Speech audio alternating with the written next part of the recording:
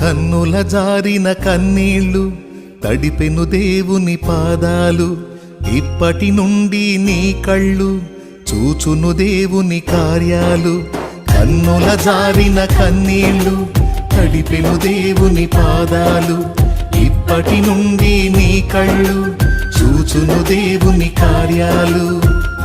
ఉందిలే దీవెనా ఎందుక వేదన, పొందిన యాతన దేవుడే మరచు